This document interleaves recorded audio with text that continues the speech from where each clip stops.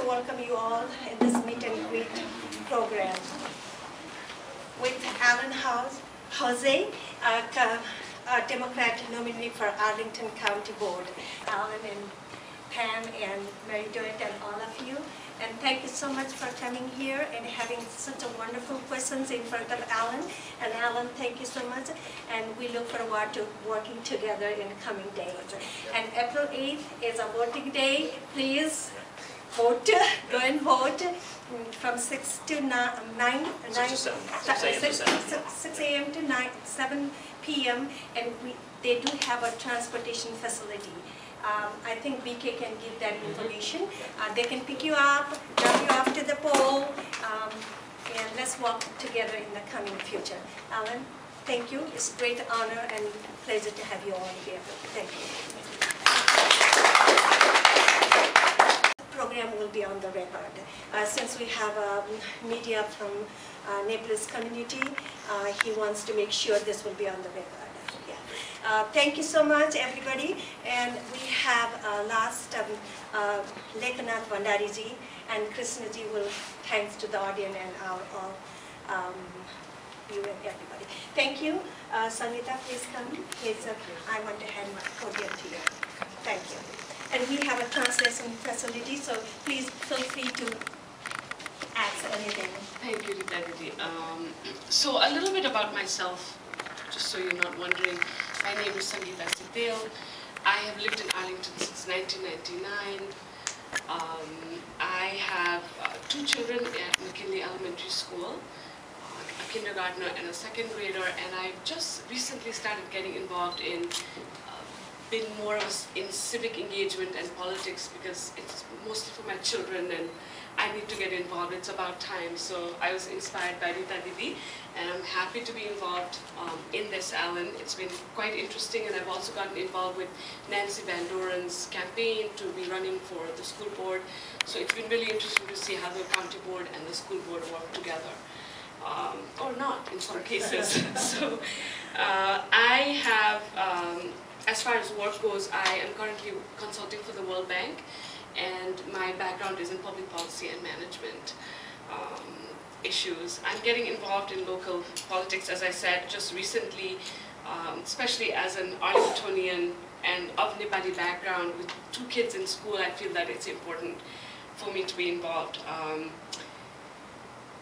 I feel that we have a unique and valuable perspective to add and to share with Alan that I'm sure if elected he would take to the school board and the county board. So with that, I'd like to introduce Alan. He is a fresh, progressive voice and will fight for democratic values. He will bring a combination of public and private sector experience to the county board. Alan works for IBM, where he focuses on bringing innovation to federal, state, and local governments. Alan is a community leader who has been actively engaged in Arlington's civic life.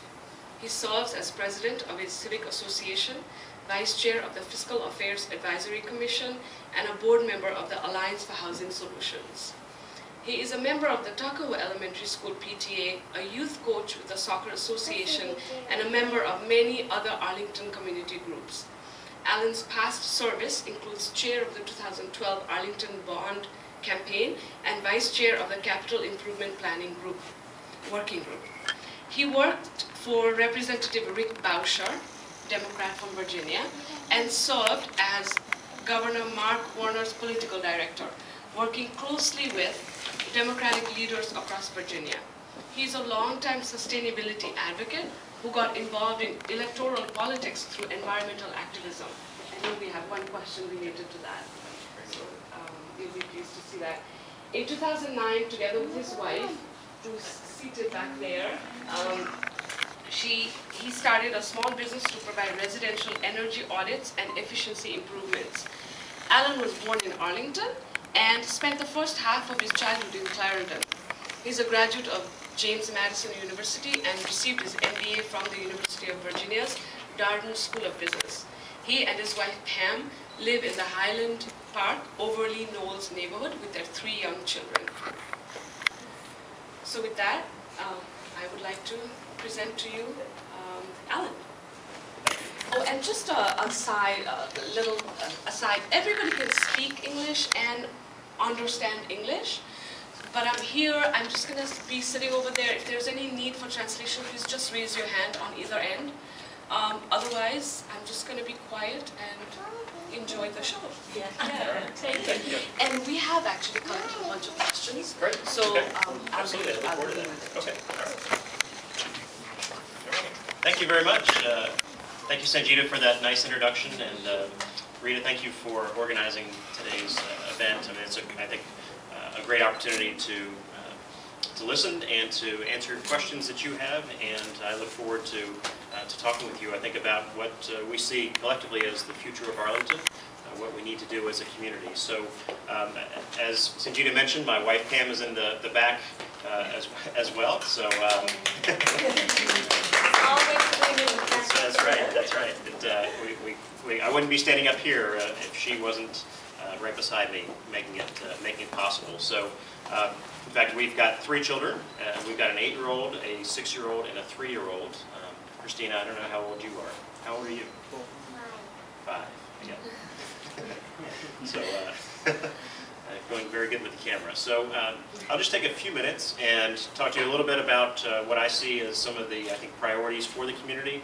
And then I look forward to, most importantly, to answering your questions and listening to what's on your mind in the campaign. This is, as was mentioned, a special election for the Arlington County Board. This is Chris Zimmerman stepped down from the county board earlier this year, and this is the special election to fill that vacancy on the county board. Our county board is a 5-member board. Each member is elected at large in Arlington County. We don't have districts, so it's the entire county.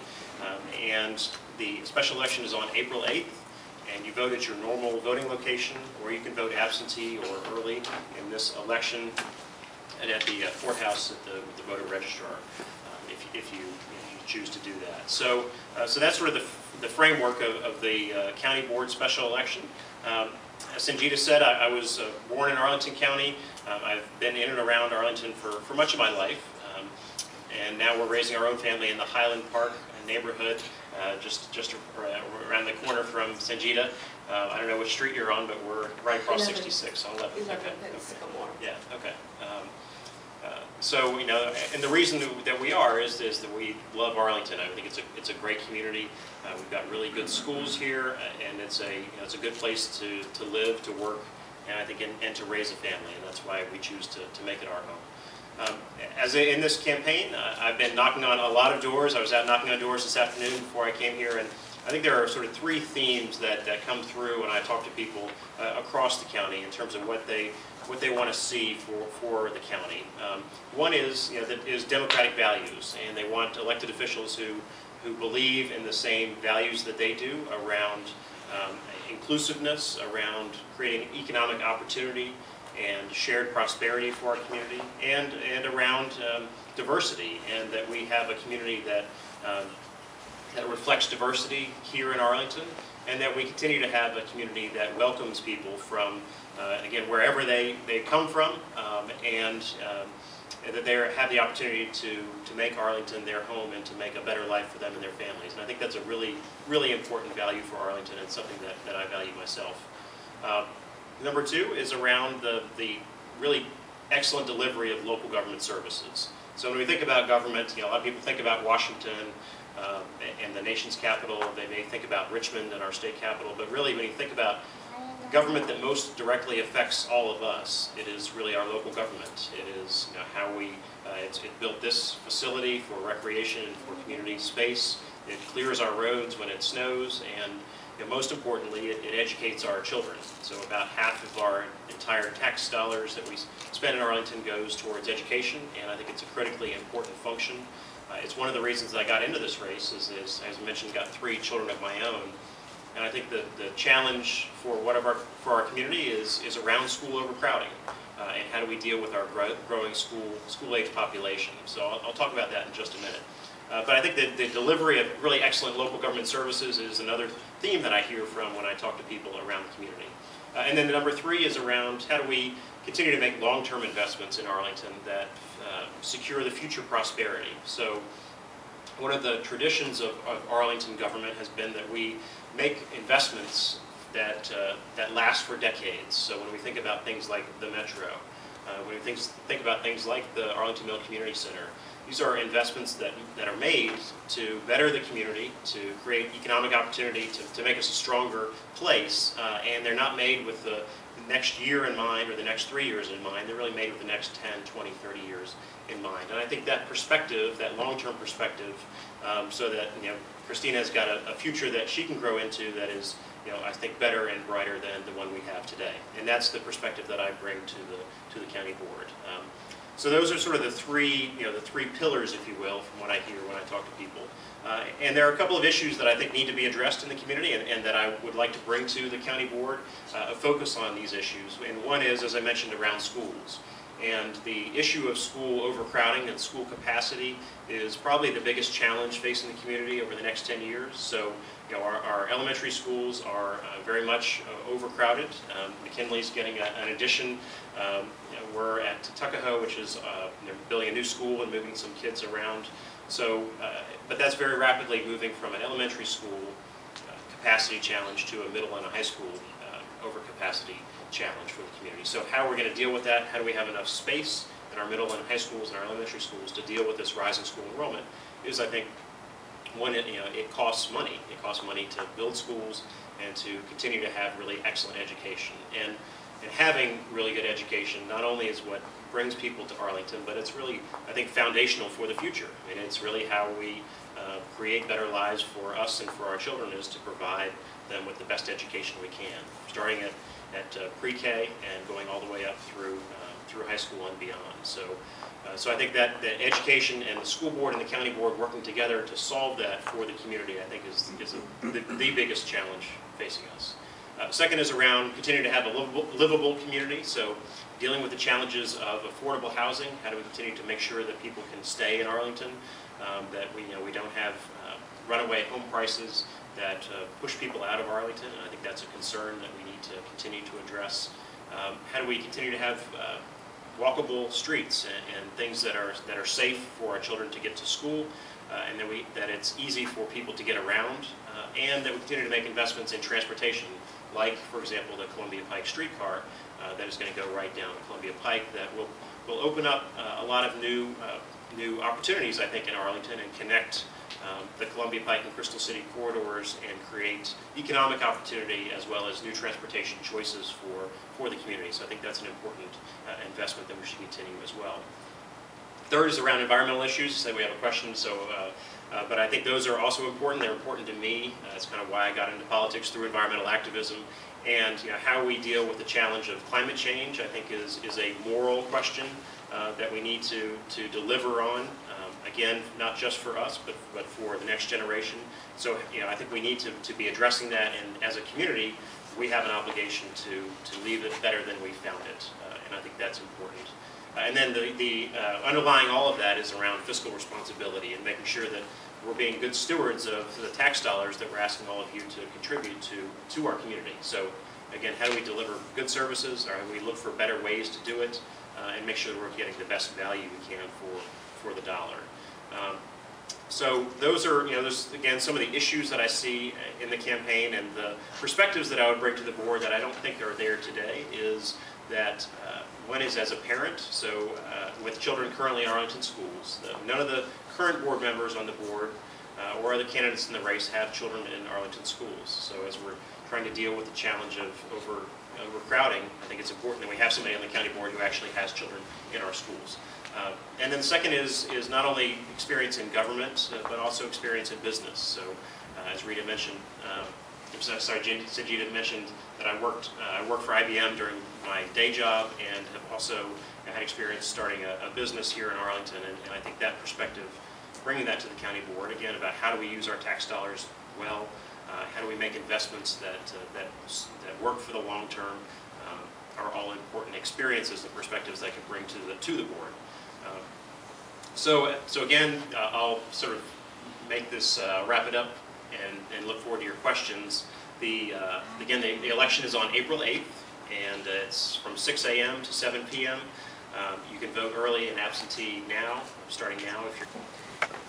At the moment, middle-class families are not able to purchase a house in Arlington County as compared to other counties nearby. Is there any plan to encourage more people to buy houses in Arlington, Virginia? How? What will you do if you're elected? Sure. Yeah. So the question of home ownership and affordable housing, I think, is it is a big challenge for the community, and there's not one answer to it. So I think in fact, Pam and I have the same challenge. We rent our home, and we like where we live, but home prices have continued to go up and up and up. So it can put it out of reach for a lot of families. There are limits to what the county can do in terms of programs or government assistance to be able to buy homes.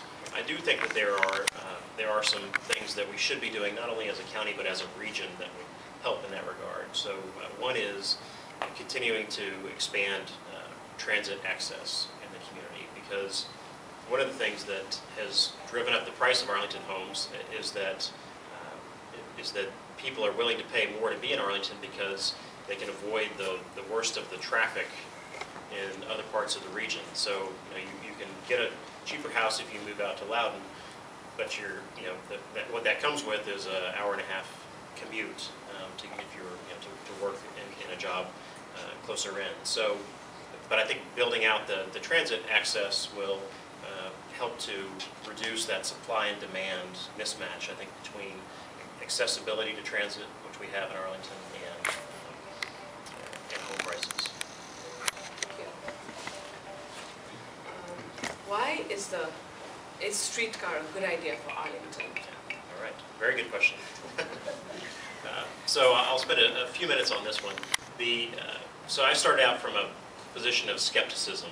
Is this the right project? Is this the right choice for Arlington? And when I looked at, so I started with, okay, what is the need here?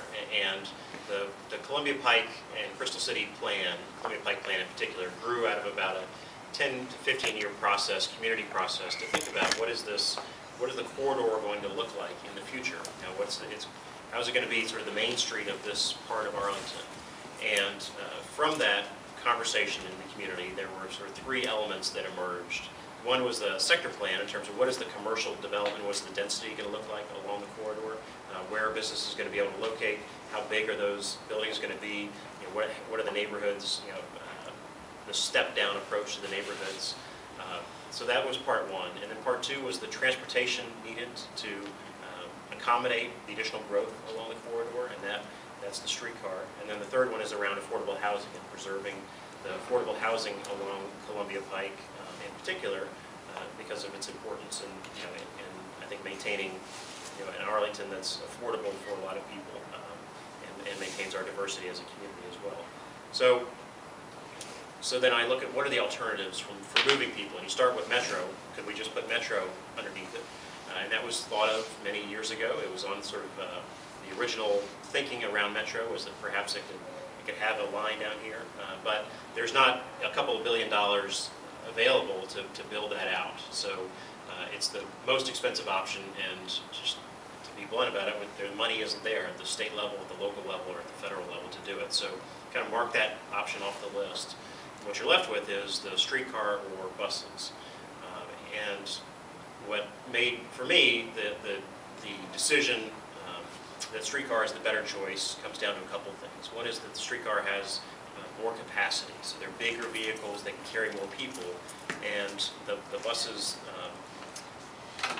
aren't big enough. Even the big articulated buses aren't big enough to carry the future growth along the pike. So they would work for a few years, but then in 5 years you'd be up against the limits of those vehicles, and you would be back to the drawing board in terms of a new option.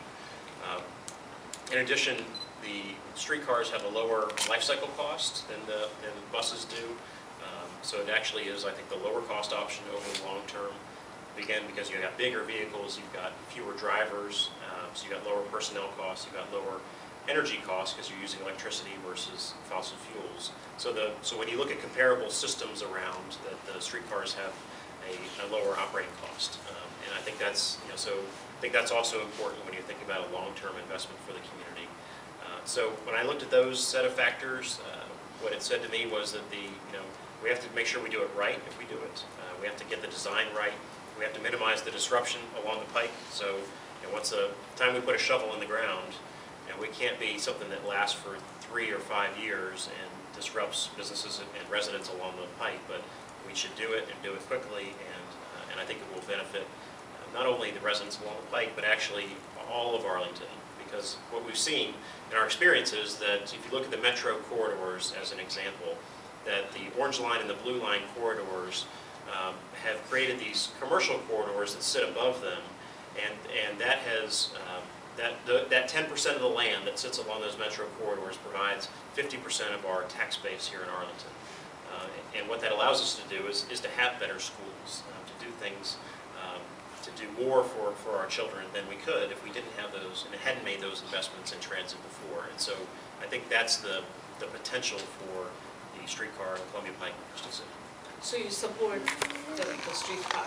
I do, yeah, I do. I mean, you can't give it a blank check, and you got to, there are things you have to do right about it, but absolutely, if we do it right, I think it can benefit all of us. Great, thank you.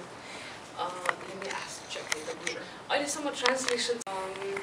So actually, I tried to organize the questions by category. So I'm going to ask you one new category, and then go to a couple of questions that are related. What is your view on additional tax that's levied when you're buying a hybrid car in Virginia? Well, I think they just passed the repeal on that, which is, I think they're going to repeal. Yeah, they're going to repeal the tax on hybrids, which I think is appropriate. Yeah, absolutely. That's my question. Yeah. First of all, campaign and we Nepalese community, we support you. And today I went to buy a hybrid car, and I visited the website, DMB website, and I was surprised. There's additional $64 annual tax instead of appreciating your concern. You already mentioned about electricity. Just a point. Mary, you were saying it had gone for voting, so you're saying it has. Yeah, so it's been repealed. My understanding is that I think it passed both the House and the Senate. I have to double check on that, but in the most recent General Assembly session. That's what State Senator Adam Evans told me the other night, and now it goes to Governor McAuliffe for his signature on it. Okay. So it's not the law yet, but it's in the process of becoming a law. And I don't know when it becomes effective, and perhaps not until July or something later. Yeah. So you could buy your car in July. But for now, I have to pay. Okay, these two questions are related. So, okay. Let me read both and then you can answer. So the first question is, how will you address the issue faced by newcomers, those who are new to Arlington, by families as far as overpopulation of school goes? How will you take care of their concerns as newcomers and immigrants to a new society? That's one. The next question is, there was somebody who I had a lengthy discussion with, and I tried to boil them down into these few questions. This is how it goes. We have come from a very diverse cultural background and have come to this country with very developed systems. We'd also like to maintain our unique culture and language for the next generation with things like language, the Nepali language, having books at the library, observing our special, unique holidays, etc. We do that in our own capacity, but how will you support this in the spirit of maintaining a multicultural society and in light of the fact that we pay taxes? Some examples are, you could have some books at the library, at the public libraries that are in Nepali language so we can maintain that language. I know there's a welfare system which caters to new immigrants and people who have come. But how will you have staffing and people there who have an awareness of Nepali that may be common with other new immigrants and their special issues? How will you help as a community, as a government, for us to have a community center for Nepalese in general or for older generation in our community? Yeah, those are excellent questions, and I will say, first off, I'm not sure that I have an answer, a particular answer, but one of the reasons that I wanted to have our conversation today is to hear what are the ideas and what could I do to be helpful on the county board to address what you just described, and whether it's things like having materials at the library that are in Nepalese, and I know that's the case for example, Spanish. We have Spanish language materials there, and if there is not currently Nepalese material in the library, then I would say yes, we'd want to do that, to see what would be what is the desire of the community, what kind of materials would that encompass? Is there what does that look like? Is it periodicals? Is it a set of texts, or but I think that's something that the county government could help with. And then more generally, I guess, would be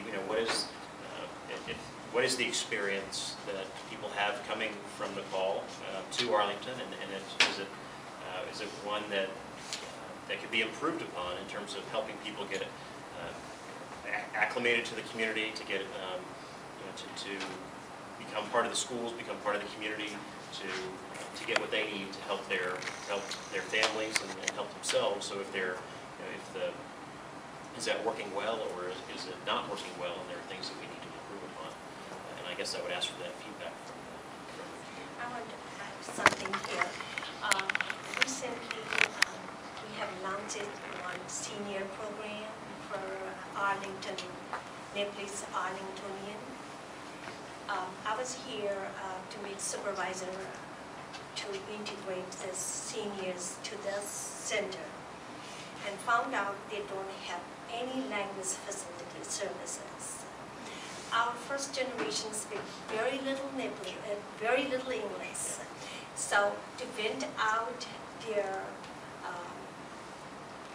issues, like senior might, just gobble up a lot of issues, they couldn't take it out in their language. Yep.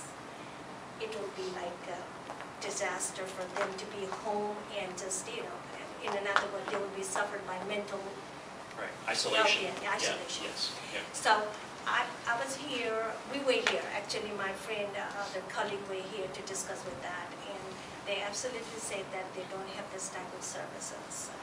And at this point, we are lost. And our seniors are actually housebounded, and they don't have any activities. How would you take these issues if you are elected as a board member of Arlington? Can I also add to this? I mean, based on the conversations that I've heard, and on my own experience, and in being involved with some of the things that Detective has done, one of the things I see is you have to be independent and you have to know the system. But the first hurdle you face is you don't know the system, you don't know the language. So the question is, much of figuring out and orienting yourself happens based on your neighbors, your friends. But as far as, this question that I just read has real value in that if people have first come and they're just trying to get their foot in the door, and on the first rung of the stair, as we say in my development work, how do you do that without the language and nobody at the Medicaid or other social welfare offices? I'm thinking about the Vietnamese community, for example. I live near a very big Vietnamese center. As far as I know, I've heard there are translation services. How do we go about getting this for the Nepali society? Okay.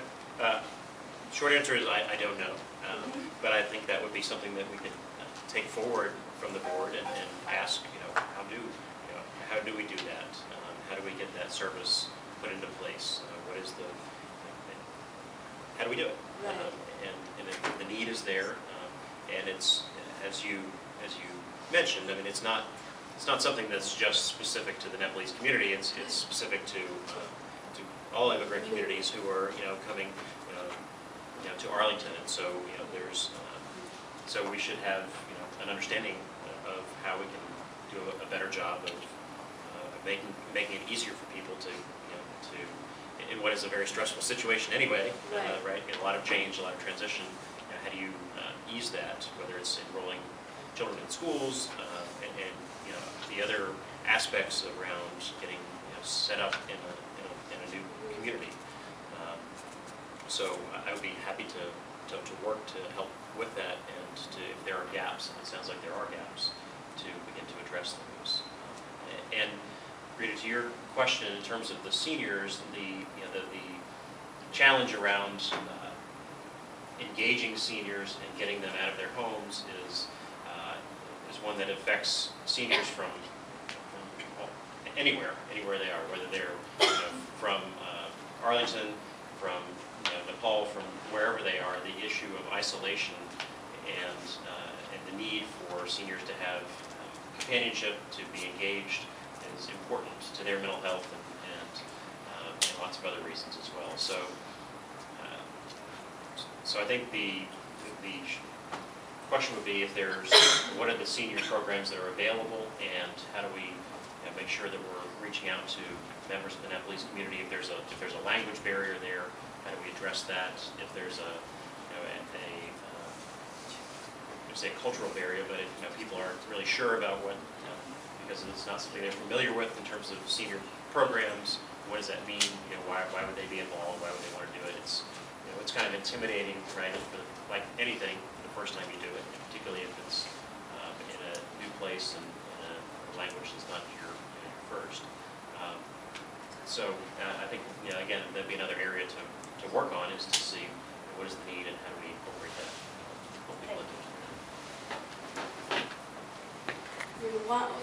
The one thing that you were asking for suggestions, so I would look to the group to add to this. But one of my suggestions would be, if there isn't anybody who understands the immigrant culture, the totally new, don't know the language, don't know the system. If many companies have ombudsmen.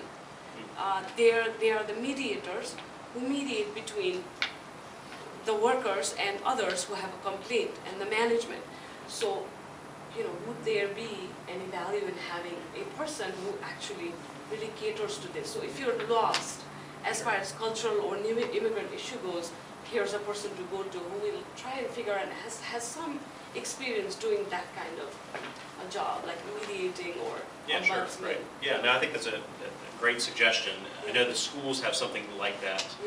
When you go and try and sign children up for schools, they've got that sort of wraparound service and a one point of entry. Right. So I think that would be something to look at as well for the county, and make it easier to access not just services, but also to understand that there are things like the recreation center and these things are available. That we have some sports leagues, so if people are interested in soccer, those are all ways to get involved in the community, to be healthy, all those things that are helpful, I think. Right. Well, and then the county will have a more integrated society, more people who are integrated and who will be eventually taxpayers. Right. Sharing your afternoon with us. It's always refreshing to hear a politician say, I don't know. So just for that, I'm going to vote for you. But I have two questions. First is, I'm glad that you walked us through your thought process on the streetcar. That was my question. But it is a controversial issue, so I want to push you a little further. It's not going to cost a couple of $100 billion, but it will cost a couple of $100 million. In today's climate, are there other better use for that money, including, for example, improving the existing bus line or improving the bike lane? I'm someone who relies regularly on public transportation, so I'm actually curious to see what thought process you had to analyze other alternatives to streetcar. Second question I have is, I'm glad that Rita Auntie mentioned the issue surrounding the older people in our generation. There are also unique set of challenges involving the younger people in our generation.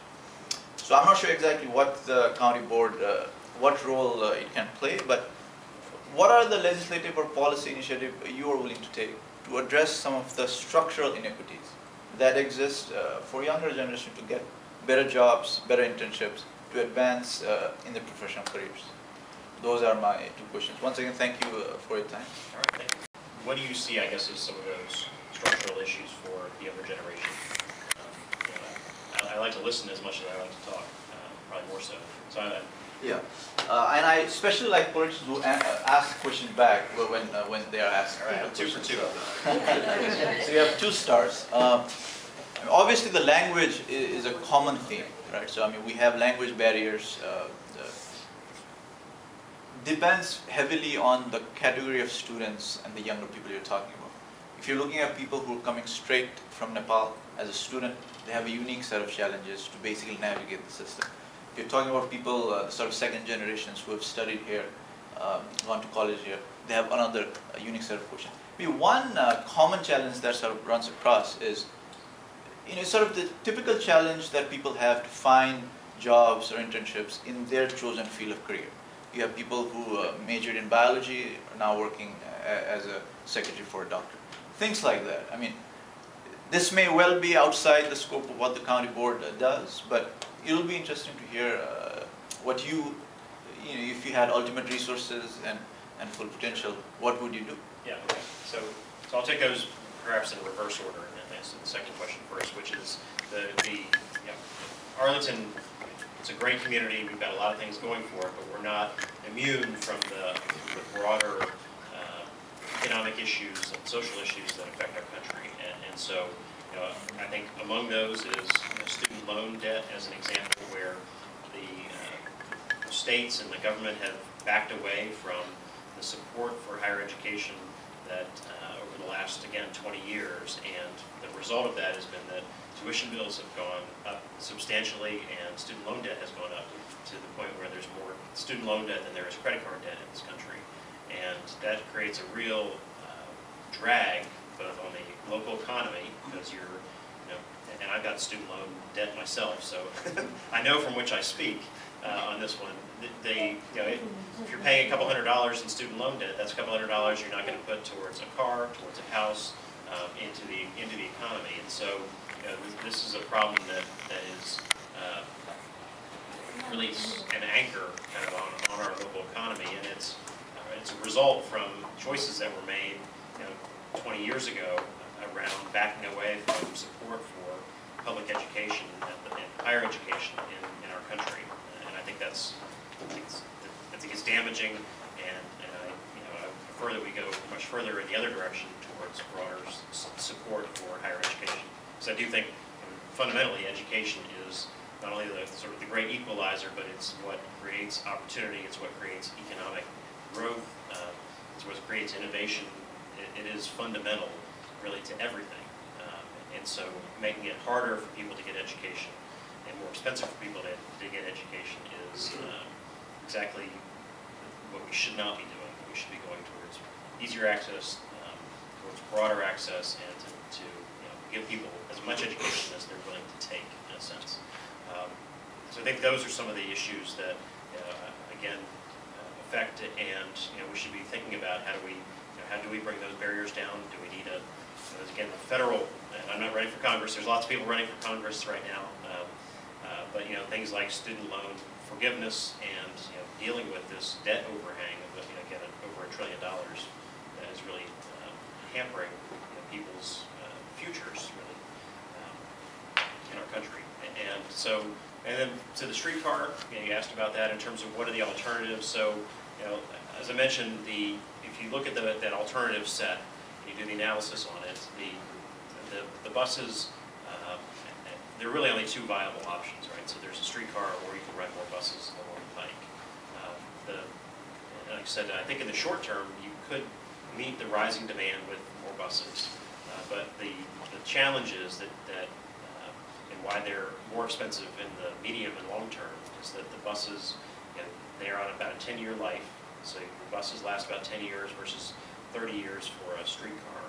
You've got higher personnel costs and higher fuel costs, and you've got hidden costs because of the weight of a loaded bus running up and down a road means that you've got to redo that road more frequently. So the full, when you sort of go all in on the costs, that's why you get to a lower operating cost on a streetcar than you do on a bus. And it's similar in a sense to, you sort of think about, well, railroads versus 18-wheelers, right? So you can either put freight on a railroad, or you can put it on a truck, and it's more expensive to put it on a truck than it is to put it on a railroad for the same sort of reasons.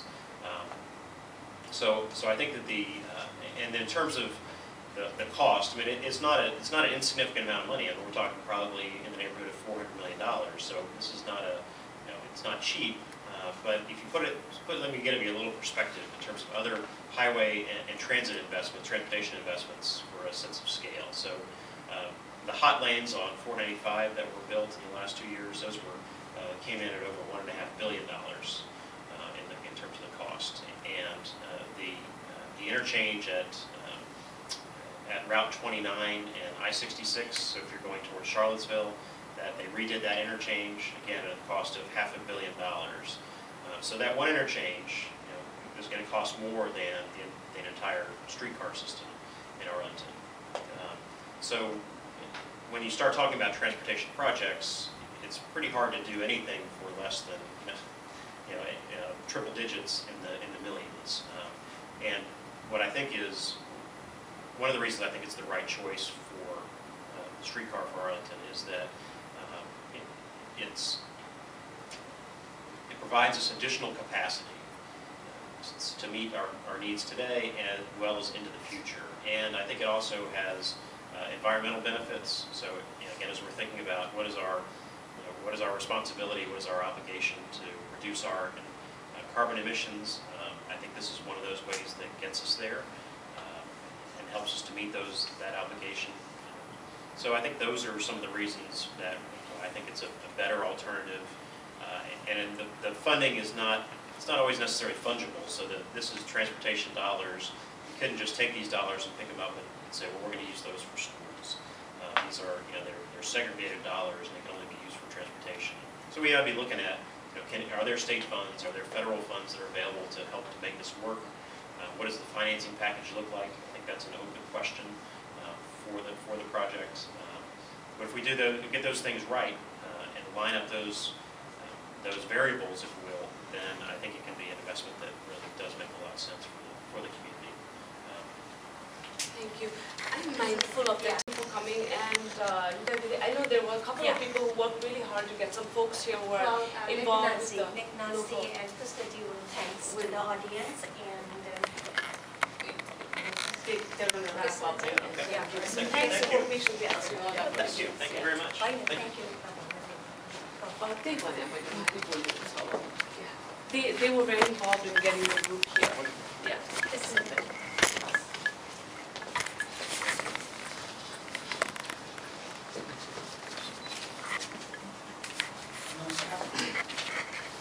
सबै कुराहरू We'll translate. अलिकति तपाईँले सहयोग गर्नुहोला mic use गर्नु पर्दैन होला Yeah, we're going to नमस्कार translate.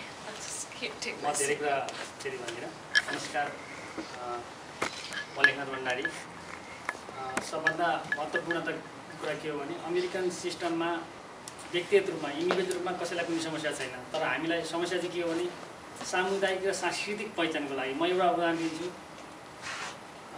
उदाहरण भनेको दीपावलीमा ओबामा अथवा सेक्रेटरी जेनरलले चाहिँ जुन रेकग्नाइजेसन दिन्छ त्यो भनेको नेपालीका लागि होइन त्यो भारतीयका लागि हो हिन्दूका लागि हो तर धर्मको कुरा गर्दाखेरि हामी अब राज्य धर्म पक्ष हुन्न भन्ने मान्यता राख्ने भएको हुनाले सामुदायिक र सांस्कृतिक रूपमा नेपालीहरूको पहिचानका लागि जो ट्याक्स पेयर नागरिक छ जो चाहिँ राज्यका अन्य गतिविधिमा संलग्न छ जस्तो निर्वाचन प्रक्रियामा समावेश हुन्छ ट्याक्स तिर्छ भनेदेखि त्यसलाई राज्यका स्थानीय निकायहरूले रेकग्नाइजेसन दिन पर्यो पहिचानका लागि स्थापित गर्नु पर्यो त्यो व्यक्तिगत रूपमा सामुदायिक रूपमा त्यो समुदायले मात्रै गर्न सक्दैन यो कुराका लागि यो आजको हाम्रो कार्यक्रम प्रवेश बिन्दु हो रिता दिदी प्रेमजीहरूले कुरा गरिराख्नु भएको थियो अब हामीले सिनियर सिटिजनका लागि केही प्रयास गरिरहेका छौँ त्यस्तै किसिमले त्यो काउन्ट्री बोर्ड मात्रै नभएर राजनीतिक पार्टी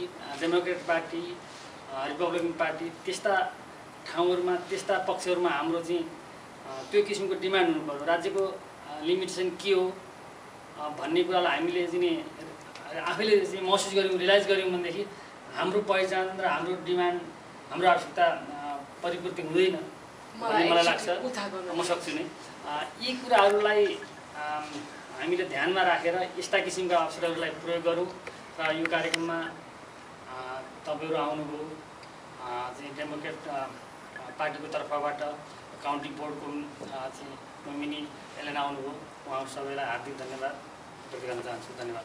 Okay, we'll translate. हजुर question चाहिँ म गरेँ। So he's saying thank you everybody for coming, and especially to you. What I would like to say to everybody is that it's easy for an individual to claim your identity in this country.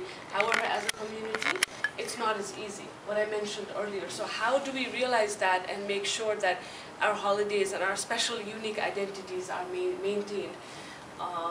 And I think one of the things you said is, let's continue the discussion. I would like to learn from you and would welcome feedback and ideas from you on how I can take this and make the change. Am I saying it right? Absolutely. Okay. So उहाँले भन्नुभयो कि यो त अब elected भइसक्नु भएको छैन, हामी अब I would suggest that we continue this and we keep educating him, informing him, so he can take our issues up to the county board when he has the power and the influence as an elected official. That's what I would say about Mike Wala. He's the other person who Alan, Mr. Alanलाई चाहिँ म अब Hartley welcome गर्न चाहन्छु हैन हाम्रो नेपाली कम्युनिटीमा। आज हामीले यस्तो opportunity पायौँ कि हामीले अमेरिकामा आयौँ, अमेरिकामा आएर यहाँको कानुन, यहाँको परिस्थिति के छ, कसरी हामीले भनौँ न एउटा अगाडि बढ्नुपर्छ भन्ने कुरा बुझ्नको लागि पनि हामीलाई कोही चाहिन्छ खासमा यहाँको व्यक्ति। अब त्यसरी भनौँ न हाम्रो रिता दिदीले त्यसरी एउटा हामीलाई भेला हुने एउटा भनौँ र हाम्रो क्यान्डिडेटलाई ल्याएर चाहिँ आगामी प्लानहरू के छ भनेर भनौँ न नेक्स्ट जेनेरेसनको लागि के छ भनेर यस्तो स्पष्ट पारिदिने मौका दिनुभयो, त्यसको लागि म धन्यवाद दिन चाहन्छु। र जति हाम्रो भनौँ न हामीले सानो दिदीले पठाउनु भएको एउटा भनौँ न उपस्थितिको लागि रिक्वेस्ट पठाउनु भएको थियो, हामीले फरवर्ड गऱ्यौँ जति सक्दो। जति आउनुभयो उहाँहरूलाई धन्यवाद। र अझै पनि हामी यस्तो कार्यक्रमहरूमा नेपालीहरूलाई धेरैलाई इन्भल्भ गराएर चाहिँ कुराहरू चाहिँ अझै ट्रान्सफर गरौँ र भोलिको दिनहरूमा नेक्स्ट जेनेरेसनलाई हेल्प गर्न सकौँ भन्ने म चाहिँ सबैलाई नै त्यो अनुरोध गर्न चाहन्छु र अझै हामी बुझ्ने प्रयास गरौँ। सबैलाई धन्यवाद। His name is Krishna Shrestha. He's Leknath Bhandari. What he's saying is, again, thank you and Ritaji especially for forwarding an invitation to everybody based on which, all of us came. We've come all the way from Nepal, where the systems are very different, but we've learned about the laws and the conditions and circumstances here to see how we can not only move forward, but help the next generation to move forward. And I'd like to continue this movement, to be more involved, to inform, and to learn how we can be more oriented and integrated and take advantage of the services that are here. So thank you for coming.